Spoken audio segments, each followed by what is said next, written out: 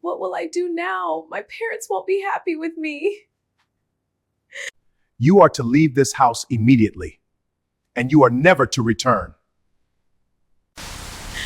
I'm trying to be strong. I'm going to work hard for us. It's just two of us now in this wicked world.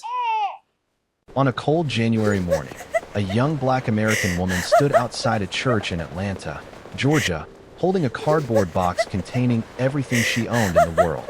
She was 23 years old and 7 months pregnant. Her name was Jasmine, and the people inside that church, the people who had raised her, who had taught her about love and forgiveness and God's grace, had just told her she was no longer welcome. They told her she was a disgrace. They told her that her existence was a threat to their reputation. They told her to never come back. And as she stood there in the cold, watching people stream past her into the sanctuary for Sunday service, she understood something that would change the course of her entire life. She understood that the people who spoke most loudly about God's love were sometimes the ones who knew it least. Before we get into this story, I want to know the time and where you're watching from.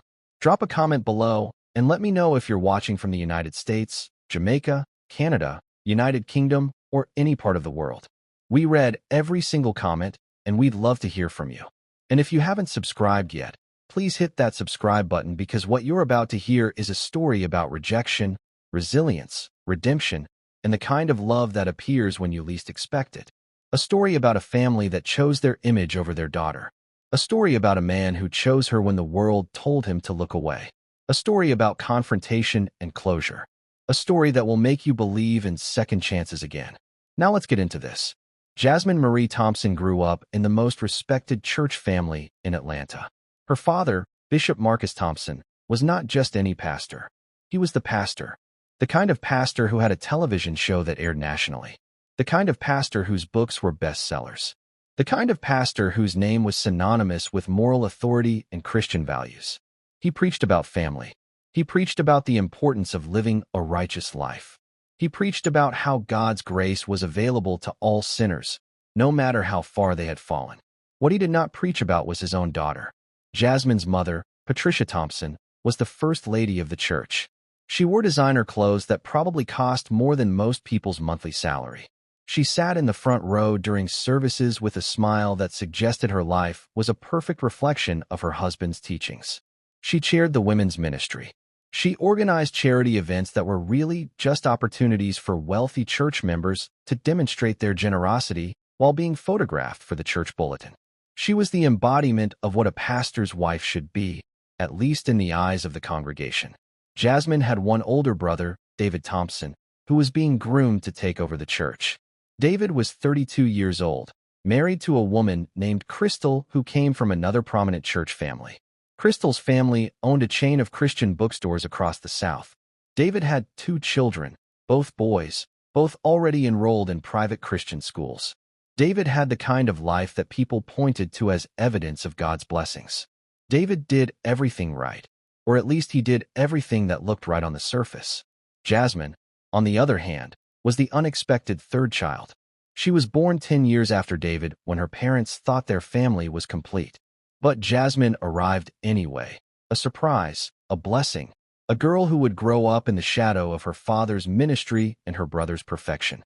From childhood, Jasmine understood that she was a reflection of her father's message. What she did mattered because it reflected on him. What she wore mattered because it sent a message about the values the Thompson family held. Who she was seen with mattered because it could either reinforce or undermine her father's authority. How she spoke, where she went, who she talked to, all of it mattered because it was all a reflection on Bishop Marcus Thompson's brand of Christianity. By the time Jasmine was 18, she had internalized this message completely. She was careful. She was modest. She went to church 3 times a week without complaint. She volunteered with the youth ministry. She didn't drink. She didn't smoke. She didn't date boys that her parents hadn't approved of. She didn't stay out late. She didn't wear clothes that showed her body. She was, by every measure, the perfect pastor's daughter, a living, breathing advertisement for her father's teachings. And then she met Isaiah. Isaiah Washington was 25 years old when Jasmine met him at a young professional networking event in downtown Atlanta. He was handsome in the way that makes women look twice. He had skin the color of dark chocolate, and eyes that seemed to understand secrets. He smiled in a way that suggested he had spent his entire life charming people and getting exactly what he wanted from them. He was also, unbeknownst to Jasmine at the time, a billionaire. Isaiah owned a technology company called Washington Digital Solutions that had gone public 3 years earlier. He had made his fortune in software development and venture capital. He had invested in startups that became household names.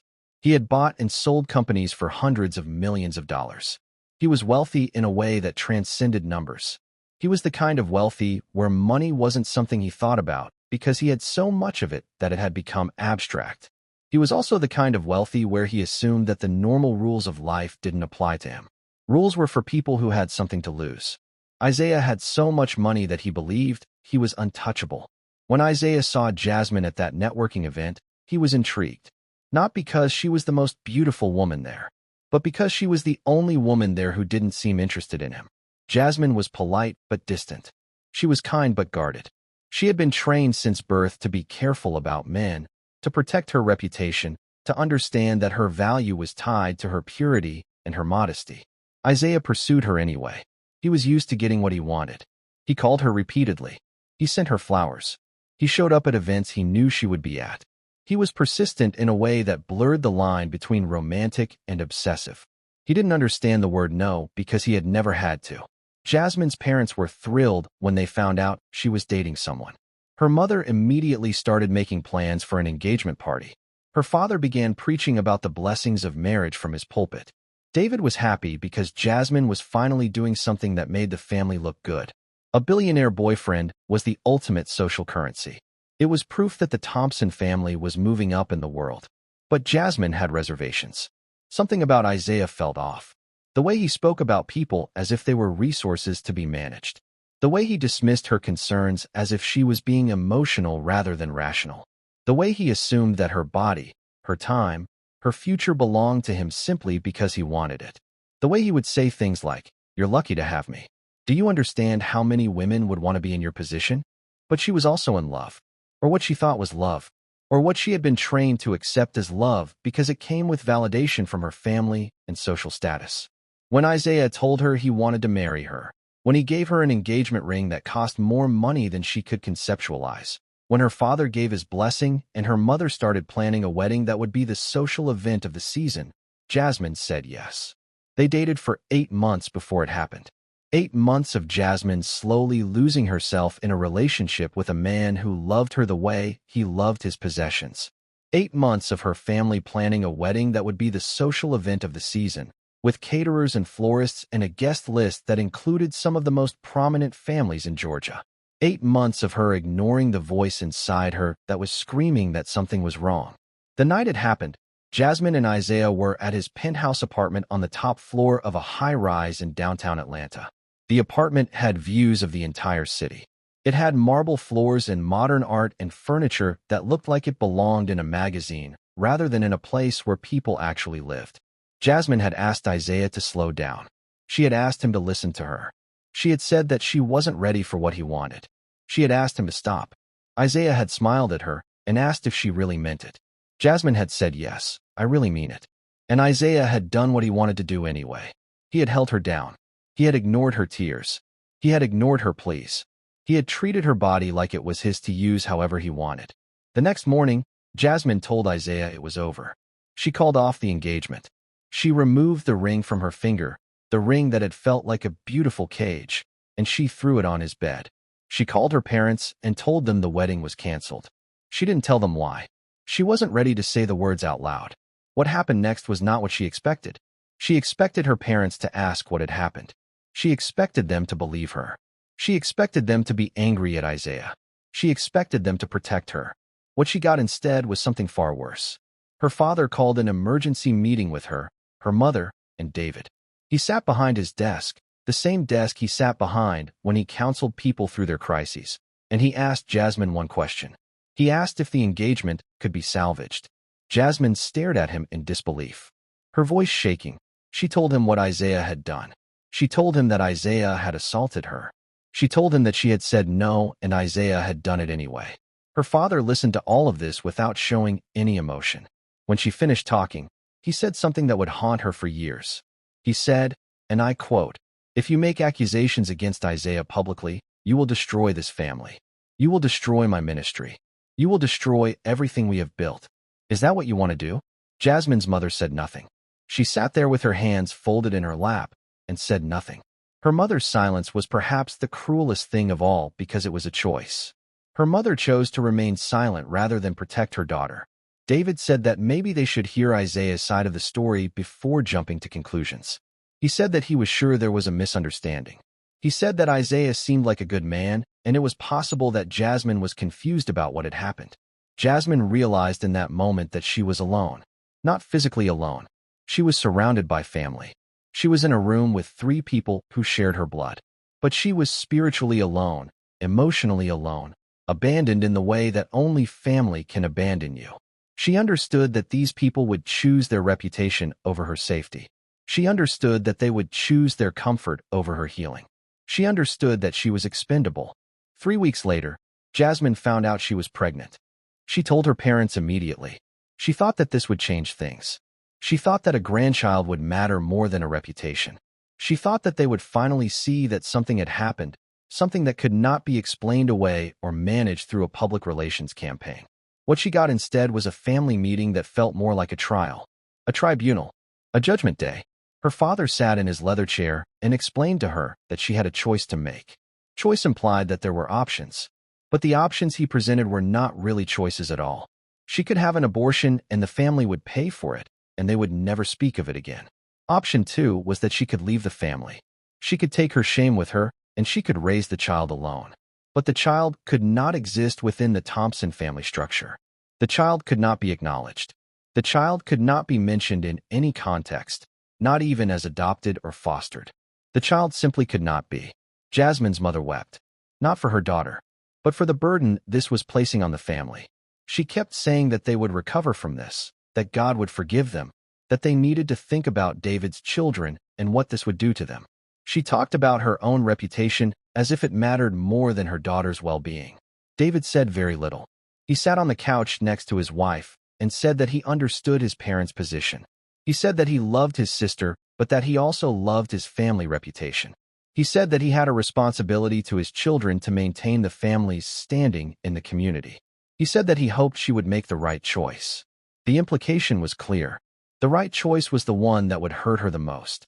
Jasmine felt the room spinning. She felt like she was drowning in air. She looked at her father, this man who had preached about unconditional love and God's grace for 40 years, who had written books about mercy and forgiveness, and she saw that there was no love in his eyes. There was only calculation. There was only concern about what this would do to his brand. There was only fear that his carefully constructed image would crumble. She left that meeting, and she never came back. Jasmine was 23 years old when she became homeless. She had no job because she had been too busy preparing for a life as the wife of a billionaire. She had no savings because she had never been taught to be independent. She had no friends outside the church because her social circle had been carefully curated by her parents. She had a baby growing inside her, and she had absolutely nothing else. She stayed with a friend from high school for 2 months. But the friend's family became uncomfortable with the situation. They had heard rumors about Jasmine. The church had been very quiet, but the church's quietness was its own kind of noise. People understood that Jasmine had done something to bring shame on her family, and they wanted nothing to do with it. They were afraid that associating with her would make them guilty by association. After 2 months, Jasmine was on the street. She found a shelter called Safe Harbor that would take her in. She found a job at a grocery store that paid minimum wage and offered no benefits. She attended Lamaze classes alone. She prepared for the birth of her baby without a mother, without a father, without a brother, without anyone who acknowledged her existence. The shelter was run by a woman named Cynthia who had been through her own abandonment by family. Cynthia understood what it meant to be cast out. She didn't ask Jasmine for details about what had happened.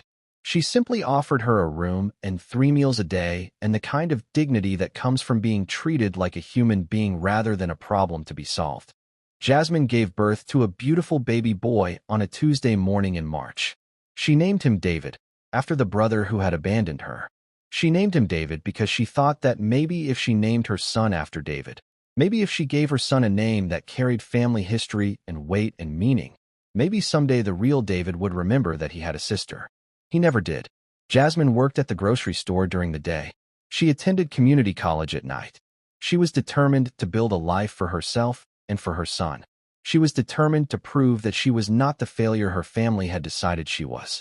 She was determined to show that she was more than her circumstances. When David was 6 months old, Jasmine was working a late shift at the grocery store. She was stocking shelves in the produce section when a man approached her. The man was tall, impeccably dressed in clothes that looked like they cost more than Jasmine's monthly rent. He had warm brown eyes and a gentle expression. He was looking at her with an expression of recognition mixed with something else, something that looked like admiration. His name was Elijah Monroe. Elijah Monroe was not just any wealthy man. Elijah Monroe was the owner and founder of Monroe Development Group, the largest commercial real estate development company on the East Coast. He had built skyscrapers in 15 major cities. He had developed shopping centers and office parks and luxury apartment complexes. His company was worth billions of dollars. He personally was worth approximately $3.5 billion, give or take several hundred million, depending on the stock market. But Elijah was not the kind of billionaire who flaunted his wealth. He drove a luxury car, but it was understated. He wore designer clothes, but they were simple and elegant. He lived in a beautiful home, but it was not a mansion. He had learned, somewhere along the way, that true wealth was not about displaying your money.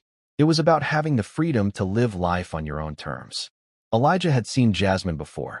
He had been in the grocery store several times picking up items before heading to his penthouse apartment or his office.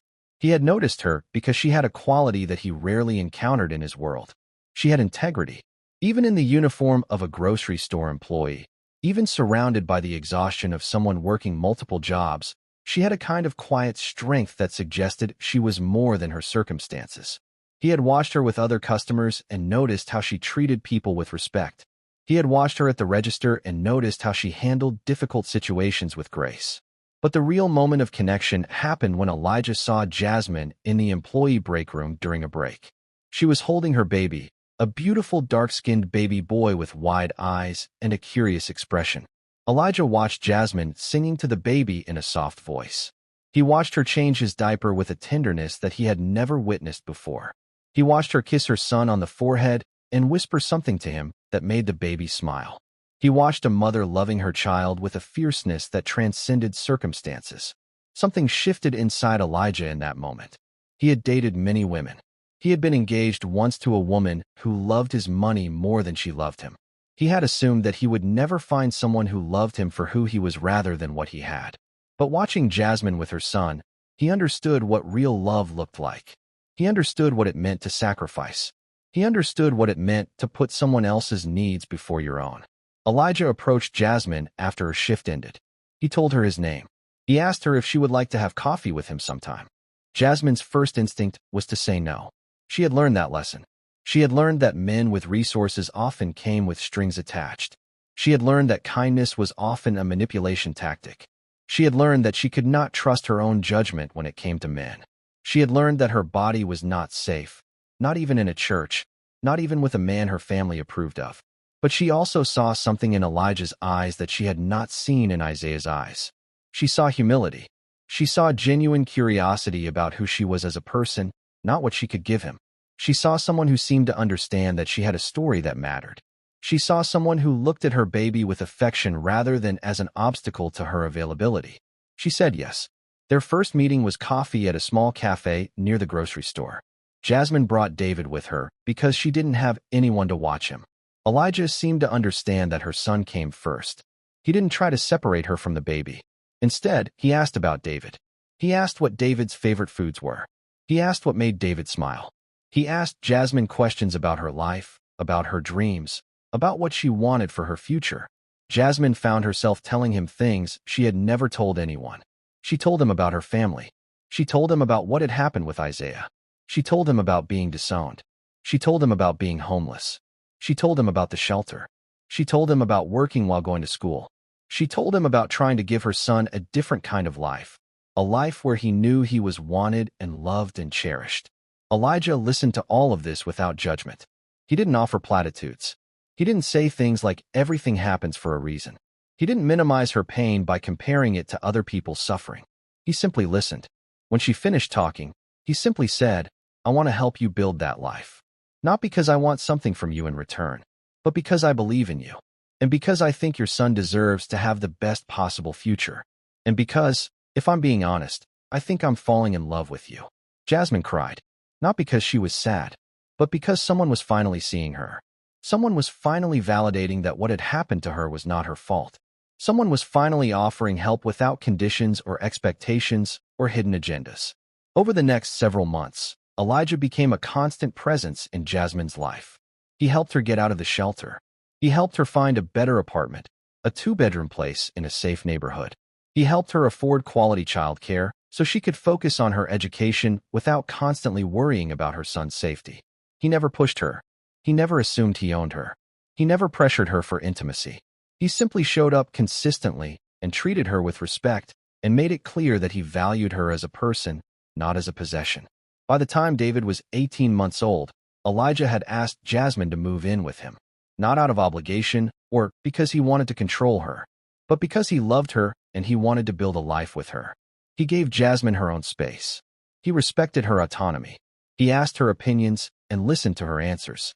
By the time David was 2 years old, Elijah had asked Jasmine to marry him. He did it at sunset on a beach in Florida. He got down on one knee and asked her to spend the rest of her life with him. He told her that he loved her for her strength and her resilience and her capacity for forgiveness. He told her that he wanted to build a family with her.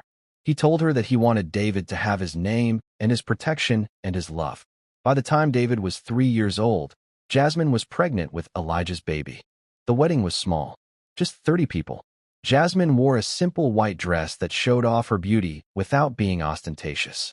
Elijah wore a suit that probably cost more than most people's monthly salary, but he wore it with ease, as if clothing was just something he put on without thinking about cost. But the ceremony was beautiful because it was real, because both people getting married understood the weight of commitment, because they had chosen each other deliberately and with full knowledge of each other's histories and each other's pain. Elijah legally adopted David as his son. He gave David his name. He gave David a security and a stability that Jasmine had never been able to provide alone.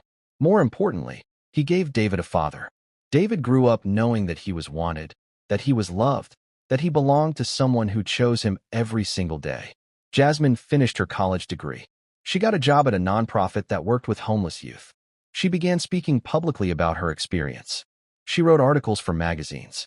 She did interviews for podcasts. She became known as a voice for people who had been abandoned by family or dismissed by society.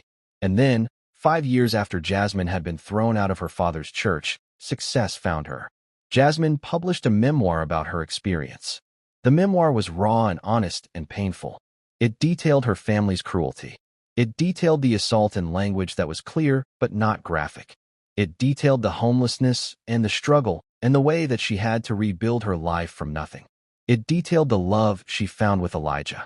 It detailed her journey toward forgiveness. The memoir became a bestseller. It was #1 on the New York Times bestseller list for 3 months. It was #1 on the Amazon bestseller list. It was optioned for a film by a major production company. She was invited to speak at universities and conferences. She was featured in major magazines like Essence and People. She was interviewed on radio shows and podcasts. And then her father saw the book. Bishop Marcus Thompson read his daughter's memoir, and he understood, for the first time, what his choices had cost. He understood that his daughter had been telling the truth. He understood that by not believing her, by not protecting her, by choosing his reputation over his child, he had committed an unforgivable act. He understood that he had failed as a father. He reached out to Jasmine. He sent her a letter. In the letter, he wrote that he had read her book. He wrote that he had read it in one sitting, unable to put it down.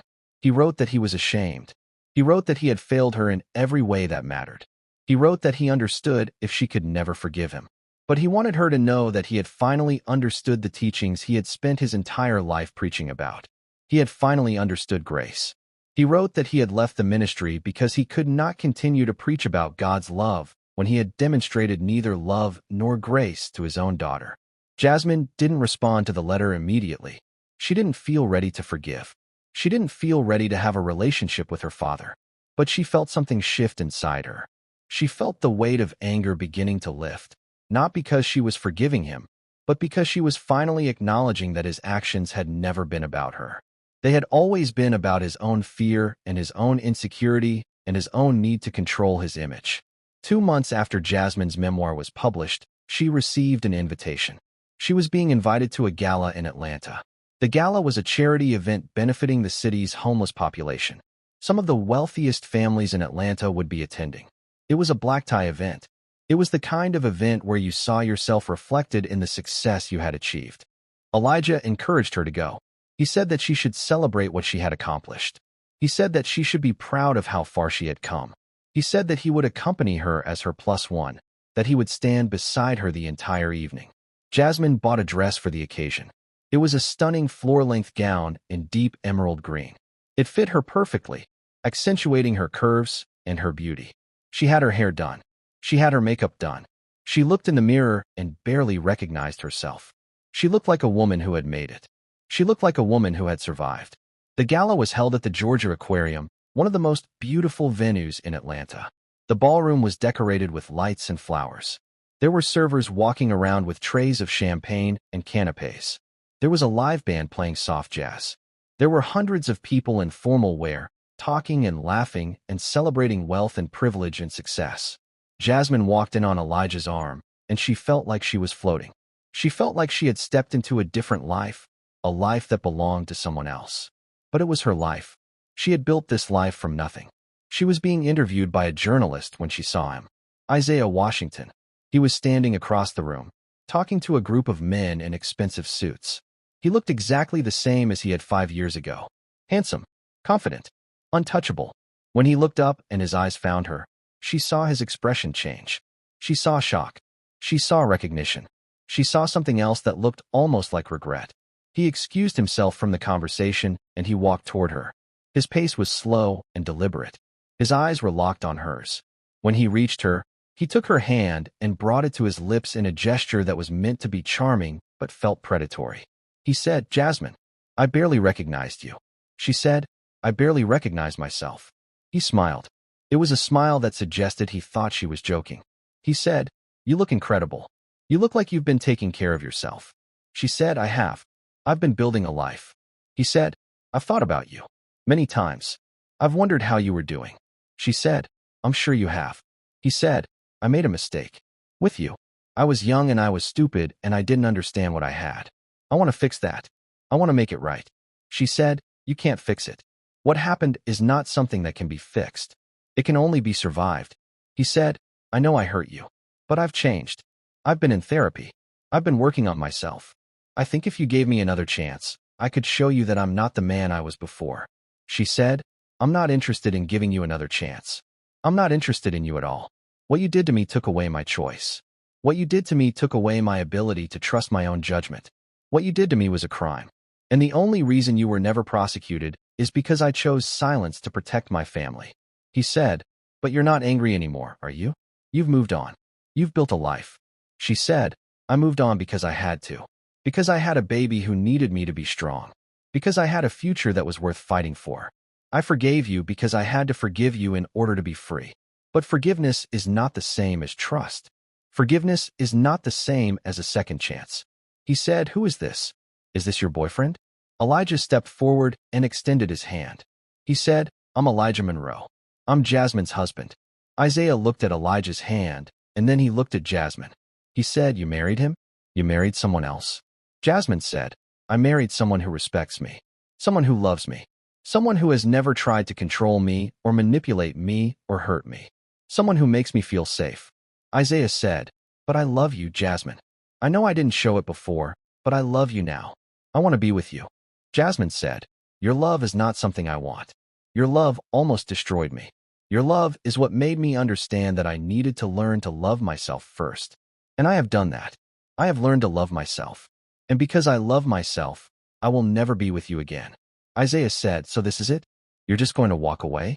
You're going to walk away from me and never look back?" Jasmine said, "I walked away from you 5 years ago. You're the one who never accepted it." Elijah put his arm around Jasmine's waist and they walked away. Isaiah stood there, watching them go, and Jasmine felt something release inside her. She felt like she had finally finished a conversation that should have ended 5 years ago. She felt like she had finally said all the things she had wanted to say, but hadn't felt strong enough to say at the time. When they got home that night, Jasmine stood in front of the mirror and looked at herself. She saw a woman who had survived the unsurvivable. She saw a woman who had been broken and had put herself back together. She saw a woman who was beautiful not because of how she looked, but because of the strength that radiated from her. Elijah came up behind her and wrapped his arms around her. He said, "You were incredible tonight. The way you handled that situation, the clarity in your voice, the strength in your words." She said, "I couldn't have done it without you. I couldn't have stood there confidently if I didn't know that you had my back." He said, "I always have your back. That will never change." Over the next year, Jasmine's relationship with her parents began to heal. It was slow and careful, and sometimes painful. There were moments when old resentments surfaced. There were moments when Jasmine had to remind her parents that they could not erase what had happened just by apologizing. But there were also moments of genuine connection. Moments when her mother held her grandson and cried. Moments when her father told her that he was proud of her. Moments when her parents and Elijah sat down together and they talked about what had happened and what needed to happen for healing to occur. David, Jasmine's brother, eventually reached out. He called her one evening and asked if they could talk. They met for lunch at a restaurant near his office. David was quiet. He looked smaller than he had before, diminished by guilt and understanding. He told her that he had read her book. He told her that he had been wrong. He told her that he had been afraid of what defending her would have meant for his own life. He told her that he had been selfish and cowardly. He said, "I should have stood up for you. I should have believed you. I should have been your brother. Instead, I was complicit in your abandonment." Jasmine listened to him. And then she said, "I forgive you. Not because you deserve it, but because I need to move forward with my life. I need to be able to look at you and see my brother instead of my betrayer. I need to be able to have a relationship with you that is based on the present rather than the past." David cried, and Jasmine hugged him. 2 years after Jasmine and Elijah got married, Jasmine was pregnant again. This time it was planned. This time it was wanted. This time Elijah was there through every moment, holding her hand, supporting her, celebrating the life they were creating together. She gave birth to a beautiful baby girl named Hope. And when the baby was placed in her arms, Jasmine understood something fundamental about life. She understood that her family's rejection had not defined her, that being homeless had not broken her, that being assaulted had not destroyed her, that the choices she had made in the face of impossible circumstances had revealed who she really was. And who she really was a woman of remarkable strength and resilience and courage. Jasmine built a foundation dedicated to supporting young women who had been abandoned by family. The foundation was called the Second Chance Foundation. It provided shelter, education, legal support, and counseling. It helped young women rebuild their lives. It helped them understand that they were not defined by the worst things that had happened to them. It helped them understand that they were worthy of love and respect and dignity. Elijah supported this work wholeheartedly. He donated millions of dollars to the foundation. He helped Jasmine plan the expansion of the foundation. He stood beside her at press conferences and interviews and speaking engagements. He introduced her to his network of wealthy philanthropists who also wanted to support the work. Their life together was not perfect. No life is. There were days when Jasmine still felt the pain of her family's rejection. There were days when she had nightmares about what Isaiah had done to her. There were days when she struggled with trusting people and believing that good things could be permanent. But Elijah was patient. He was consistent. He was the kind of partner who showed up for the hard work of healing. He was the kind of man who loved Jasmine not because she was perfect, but because he saw her wholeness even in her brokenness. He was the kind of man who understood that healing was not linear. It was messy and complicated, and sometimes 3 steps back and 2 steps forward. 5 years after Jasmine published her book, her family's church called. The board of directors had met. They had come to a decision. They wanted to apologize to Jasmine publicly. They wanted to acknowledge that they had failed her. They wanted to support her foundation. They wanted to do what the church should have done 5 years ago. Jasmine was invited to speak at the church. The same church where she had been thrown out. The same sanctuary where people had whispered about her shame. The same building where her father had chosen his reputation over his daughter. She agreed to go. The day of the speech, the church was packed. There were people standing along the walls because there were not enough seats. Jasmine stood at the pulpit and looked out at the faces of people who had known her whole life. She saw people who had judged her. She saw people who had believed her. She saw people who had whispered about her behind her back and then felt guilty when they saw her succeed. She saw her parents sitting in the front row, tears streaming down their faces. She saw Elijah sitting near her parents, his hand on her father's shoulder in a gesture of support and compassion. She told her story again. She talked about being disowned. She talked about being homeless. She talked about the baby she had raised alone. She talked about finding love when she least expected it. She talked about the man who chose her when the world told him she was worthless. She talked about building a life from nothing. She talked about the importance of believing people when they tell you they have been hurt. She talked about the cost of prioritizing image over integrity. And then she said something that would be quoted for years after. She said, "I forgive you. Not because what you did was right, but because I refuse to let your choices keep me imprisoned. I forgive you because my life is too beautiful and too full of love to carry around anger. I forgive you because my children are watching me, and I want to teach them that people can change. I want to teach them that forgiveness is not about absolving someone of responsibility. Forgiveness is about freeing yourself from the burden of carrying their mistakes. I forgive you because that is who I am. Not the girl you disowned, but the woman I became after you did." The church wept. Her father wept. Her mother wept. David wept. Even the bishop who had replaced her father in his old position wept. After the service, David approached his sister. He told her that he had been wrong. He told her that he had been afraid of what defending her would have meant for his own life and his own standing in the community. He told her that he had read her book 3 times and that each time he wept. He told her that he had asked God to forgive him for his cowardice. Jasmine hugged her brother, and she meant it. Over the next year, Bishop Marcus Thompson worked with Jasmine's foundation. He used his platform, which he had rebuilt after stepping away from ministry, to speak about the importance of believing and protecting vulnerable people. He spoke about his failure as a father. He spoke about his daughter's strength. He spoke about the cost of reputation and the value of integrity. He became a speaker at Jasmine's speaking engagements. He stood beside her on stages and told his version of what had happened. He accepted responsibility for his choices. He became a different man than he had been before. Not perfect, but genuine. A man who understood that faith was not about performance. It was about love. Jasmine and Elijah had 2 more children. By the time Jasmine was 32 years old, she had 3 children with Elijah and had built a life that exceeded anything she had imagined when she was standing outside that church at 23, holding a box with all her possessions. The Second Chance Foundation grew to include 30 locations across the United States. Thousands of young women had been helped. Thousands of lives had been changed. Thousands of people had learned that it was never too late to rebuild. The foundation provided shelter to over 5,000 women per year. It provided legal services to help women prosecute their abusers. It provided therapy and counseling. It provided job training and educational assistance. Jasmine wrote another book. This one was about forgiveness and redemption. It was about the capacity for people to change. It was about the possibility of healing even in situations that seemed irreparably broken. It was about the importance of second chances. This book was even more successful than the first. It was read by millions of people. It was translated into 15 languages. It changed the way families approached difficult conversations. It changed the way churches approached questions of belief and support. It changed the way society viewed people who had been abandoned and assaulted. And Jasmine, the girl who had been disowned by her family, who had been assaulted, who had been homeless, became one of the most influential voices in America on the subjects of family, faith, healing, and redemption.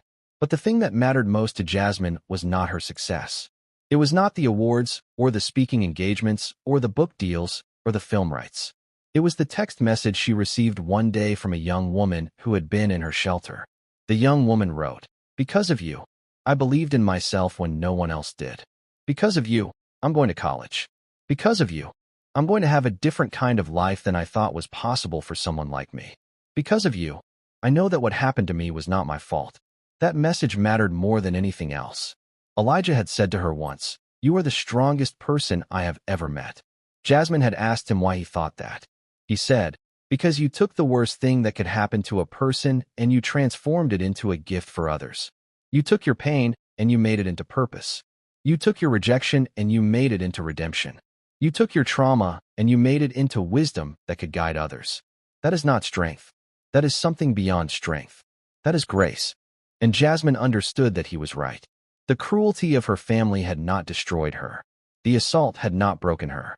The homelessness had not defeated her. Instead, those experiences had transformed her into someone who could see other people's pain and respond with compassion. Someone who could understand that people who were struggling were not failures. They were simply people who had been given impossible circumstances and were doing their best to survive. Today, Jasmine Thompson Monroe is 40 years old. She has 3 children. She is married to a man who loves her completely and who has shown her what real love looks like. She has a thriving career as an author and speaker and philanthropist. She has a foundation that helps thousands of people every year. She has written 2 best-selling books that have been translated into multiple languages. She has spoken at the United Nations about the importance of supporting abandoned women and children. She has spoken at universities and conferences and churches. She has appeared on every major talk show. She has been featured in every major magazine and newspaper. She has won awards for her work.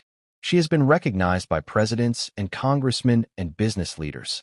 And she has forgiven her family, not because they deserve it, but because she deserves to be free. She forgave them so that she could move forward with her life. She forgave them so that she could build a relationship with them that was based on the present rather than the past. She forgave them so that she could teach her children that people can change and grow and become better versions of themselves. This is a story about what happens when a family chooses image over integrity. It is a story about what happens when religious institutions fail to live up to their values. It is a story about the strength of a woman who refused to be defined by other people's failures. It is a story about finding love in unexpected places. It is a story about confrontation with your past and closure. It is a story about redemption and healing and the possibility of transformation. It is a story that matters because it is true, not literally true in every detail, but true in the ways that matter most. True in the way that it reflects the experiences of thousands of women who have been abandoned by family. True in the way that it shows the possibility of healing. True in the way that it demonstrates that your circumstances do not determine your destiny. True in the way that it shows what happens when you stand up for yourself and refuse to accept mistreatment. If you have been abandoned by family, please know that you are not alone. If you have been assaulted, please know that it was not your fault. If you have been homeless, please know that you are still worthy of love and respect and dignity. If you have felt the weight of being judged for circumstances beyond your control, please know that the judgment of others cannot define you. If you have seen your abuser and felt fear or pain, please know that your healing is valid and your voice matters. You are more than what has happened to you. You are more than what other people think of you. You are more than your circumstances. You are a person of infinite worth and infinite possibility. Drop a comment and tell us, have you ever been abandoned by family? Have you had to rebuild your life from nothing? Have you found unexpected love and support when you least expected it? Have you ever confronted someone from your past and found closure? We read every single comment, and we would love to hear your story. And if you're watching from the United States, Canada, or the United Kingdom, please let us know in the comments. We read every single one. Please hit that like button because it helps this channel grow and reach more people who need to hear that they are not alone. Subscribe if you haven't already because next week we're telling the story of a man who was betrayed by his business partner and lost everything, only to rebuild his empire through sheer determination and the support of an unexpected friend. It is a story about loyalty and redemption and the cost of trusting the wrong people. It is a story that will make you rethink everything you thought you knew about success and failure. You won't want to miss it. Thank you for watching. Thank you for caring about these stories. Thank you for being part of a community that believes in the power of human connection and transformation. Thank you for understanding that behind every success story there is pain and struggle and people who had to choose to keep going even when everything felt impossible. I'll see you next week.